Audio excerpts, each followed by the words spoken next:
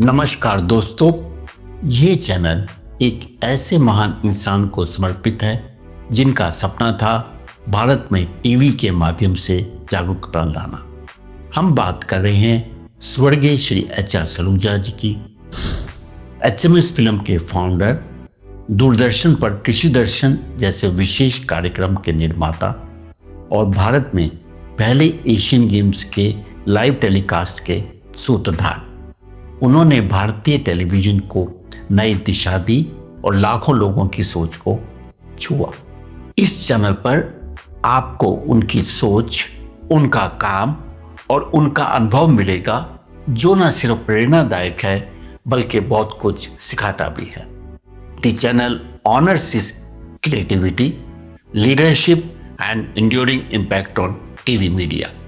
We invite you to explore his work, celebrate his legacy and take away insights that broadens your perspectives. तो जुड़िए हमारे साथ एक ऐसे सफर पर जहां हर वीडियो एक नई सीख है और हर एपिसोड देता है नया ज्ञान। आपके सुझाव और फीडबैक हमारे लिए कीमती हैं। स्वागत है आपका स्वर्गीय श्री HR सलूजा जी की प्रेरणादायक दुनिया में।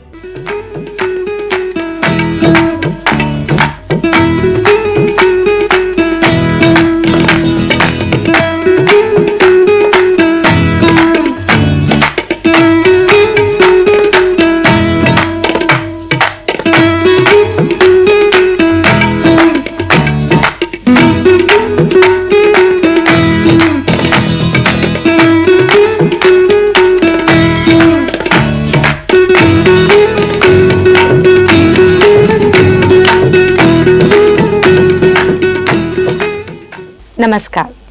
देश में हरित क्रांति लाने में और अनाज के मामले में भारत को आत्मनिर्भर बनाने में अच्छे बीजों ने एक बहुत महत्वपूर्ण भूमिका निभाई है। एक समय था जब किसान अपनी उपज का एक छोटा सा हिस्सा बचा कर रख लेता था, जिसे वे अगले साल बोने के काम में लाता था। पर आज स्थिति बदल चुकी है। देश भर में प्रत्येक किसान को प्रमाणित बीज वितरित किए जाते हैं ताकि किसान उम्दा और बेहतर फसल का लाभ ले सके। इस वर्ष भी सरकार ने 83 लाख क्विंटल प्रमाणित बीजों को वितरित करने का लक्ष्य रखा है। क्या पहचान होती है एक अच्छे बीज की और ये कैसे तैयार किए जाते हैं, इस पर विस्तृत जानकारी दे रहे हैं भारतीय कृषि अनुसंधान संस्थान के रीजनल स्टेशन के निदेशक डॉक्टर सिन्हा। अच्छी फसल लेने के लिए अच्छे बीज का बुआई करना बहुत ही आवश्यक है और जब हम उत्तम बीज की बात करते हैं तो उसमें सबसे प्रमुख बात यह है कि बीज का अंकुरण जो है वो अच्छा होना चाहिए। उसकी जेनेटिक प्योरिटी, जिसे कहते हैं आनुवंशिक प्योरिटी जो है, शुद्धता जो है वो ज़्यादा होनी चाहिए। जितना मतलब जैसे हमारे मिनिमम स्टैंडर्ड में कि 99.95% होनी चाहिए, तो वो हमारी होनी चाहिए। दूसरी बात आती है कि उसकी फिजिकल प्योरिटी होनी चाहिए, मतलब बीज में कटा दाना या खरपतवार के बीज ये सब नहीं होने चाहिए। तो उसकी फिजिकल प्योरिटी भी उतनी होनी चाहिए जैसा कि भारत सरकार ने निर्धारित किया है।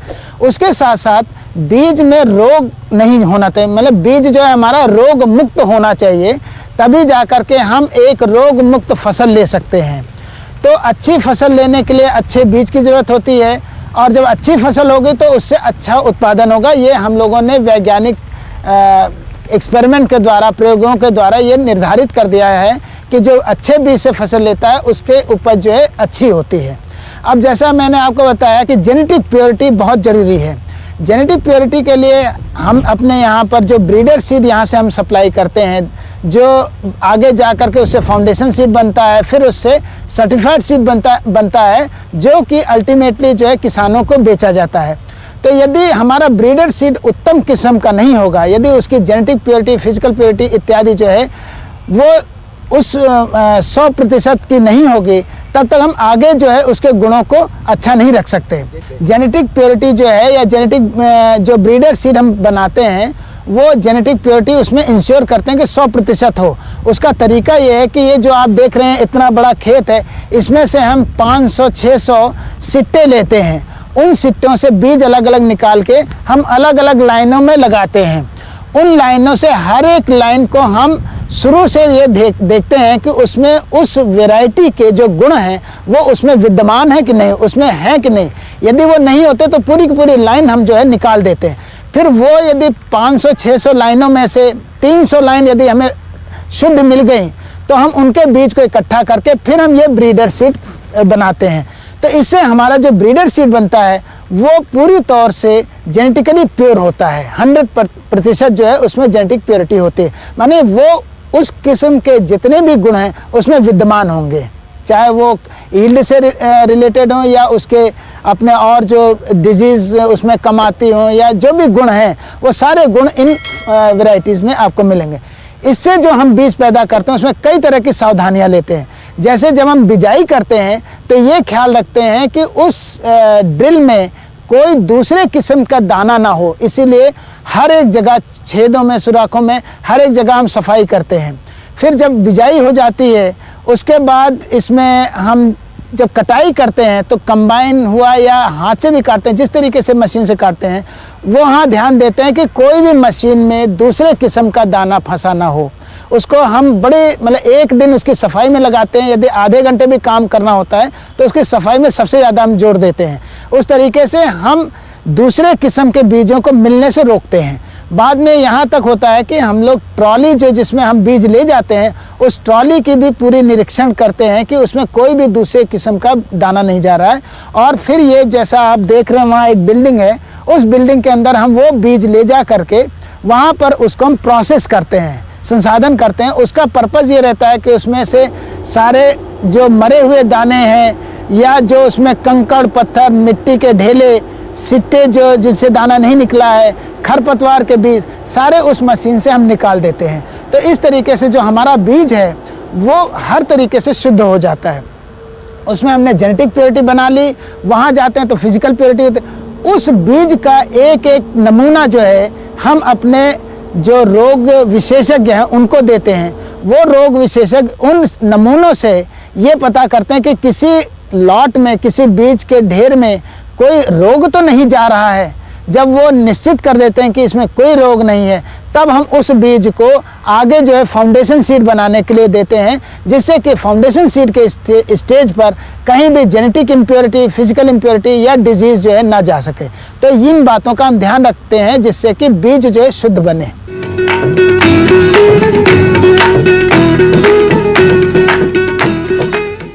दामन के पिछले एपिसोड में हमने देखा कि मालती अपनी नेत्रहीनता के बावजूद किसी की दया का पात्र नहीं बनना चाहती।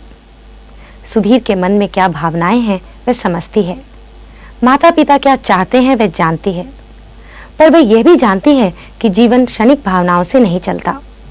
व्यक्ति को यथार्थ से मुंह नहीं मोड़ लेना चाहिए। तो चलिए आगे देखें लघु नाटिका दामन की दूसरी कड़ी।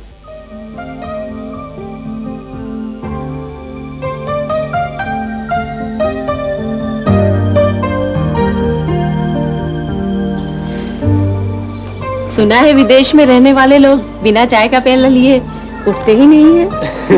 नहीं नहीं चाची, ऐसा नशेखोर भी नहीं हूँ चाय का, लेकिन आप लाइए तो पीऊंगा जरूर।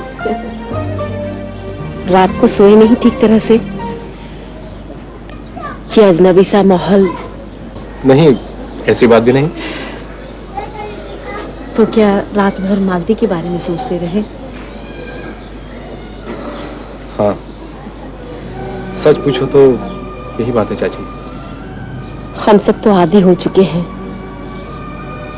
बस दुर्घटना के बाद जब बस दुर्घटना भी गई थी मालती की आंखें क्या? हाँ, तुम तो जानते ही हो कि बच्चों से कितना प्यार है मालती को। उस दिन भी वो बच्चों की टोली को चिड़ियाघर दिखाने ले गई थी और वापसी में लौटते वक्त बस की टक्कर में जाने तो सबकी बच गई, लेकिन हमारी मालती बिटिया ने आंखें खो दी। तुम्हारे चाचा जी तो हफ्तों तक सो नहीं पाए थे, बेटी का गम दिल में लिए हुए। लेकिन क्या? लेकिन मालती है ये किसी भी दुख तकलीफ को अपने पास फटकने भी नहीं देती। वही हंसी, वही मजाक, वही चंचलता। चाहे चाहे चाहे क्या चाची? मैं मां हूं ना उसकी। मैं जानती हूं, चाहे लाख जतन करे वो अपनी शोखियों से अपने दुख को छुपाने की, लेकिन मैं जानती हूं कि वो अपने अंदर कितना दुख छुपाए बैठी है।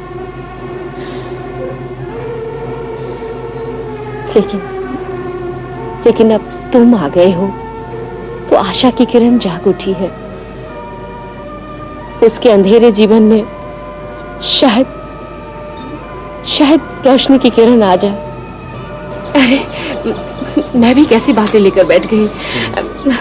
तुम बैठो, मैं आती हूँ।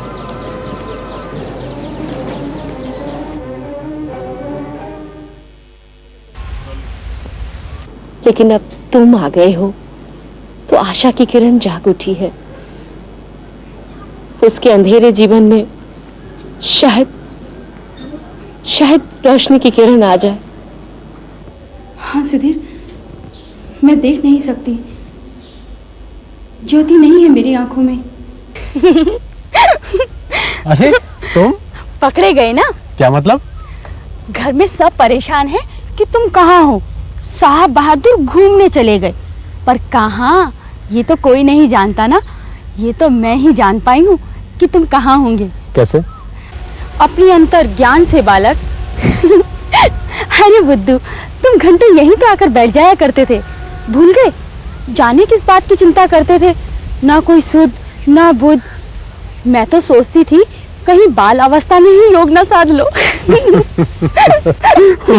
मुझे जोगी जोगी कहकर चढ़ाया करती थी तुम। हाँ, और याद है ना मेरी वो सहेलियां?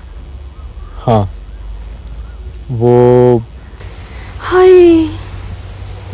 क्या हुआ? उनकी याद सताने लगी।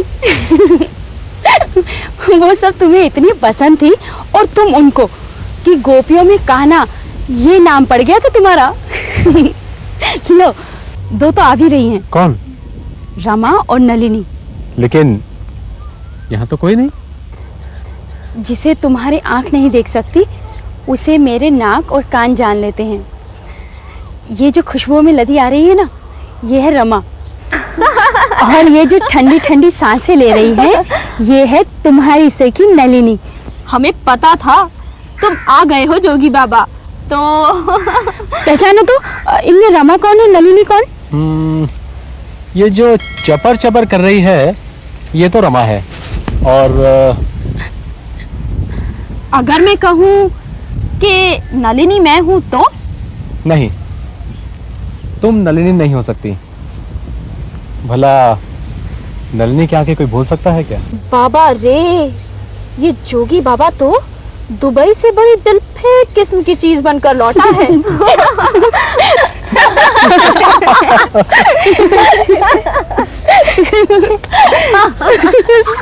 अच्छा, अब चलो घर चले। अगर हमारे मम्मी और डैडियों को ये पता चल गया कि हम सरेआम किसी पराये मर्द के साथ ऐसे चबर चबर कर रही हैं, तो खूब धुलाई होगी हम सबकी। चलो चलो घर चलें।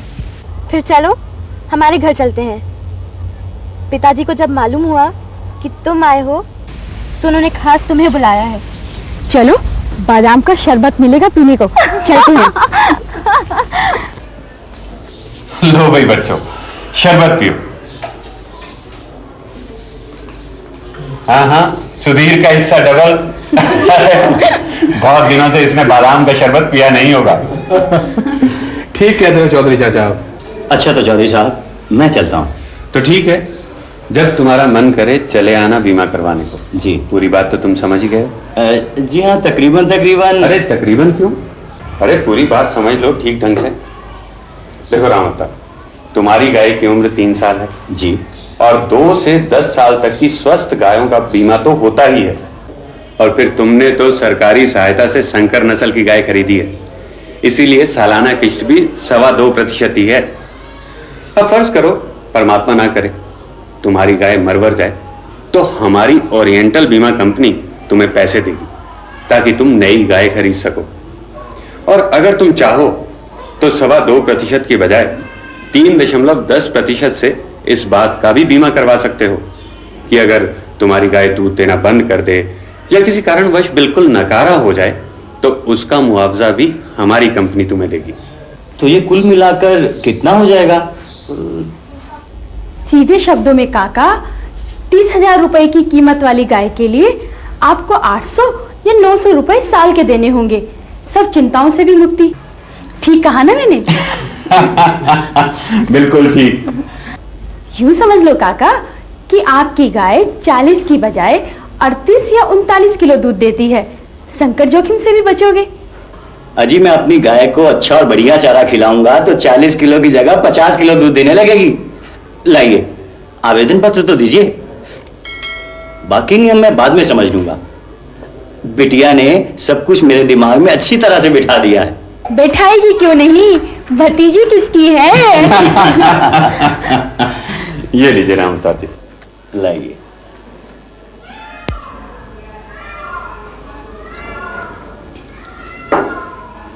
ठीक है चौधरी साहब, कल मैं डॉक्टर से गाय का मुआयना करवाकर हाजिर हो जाऊंगा बीमा करवाने के लिए। नमस्ते। नमस्ते। हाँ तो सुधीर बेटे, अब बताओ क्या क्या मंसूबे लेकर आए हो यहाँ? बड़ा मंसूबा तो यह है चौधरी चाचा कि अब मैं यहीं रहूंगा। भाई ये तो बड़ी खुशखबरी की बात है।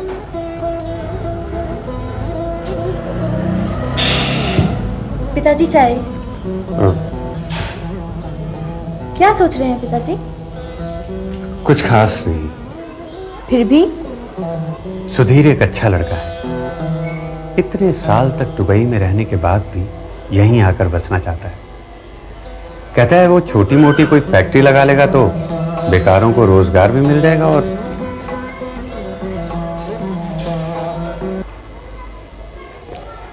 अच्छा सुनो जी, तुम तो उसे बचपन से जानती हो, कैसा लगता है वो तुम्हें? जी क्यों पूछ रहे हैं आप ये? बस यूं ही।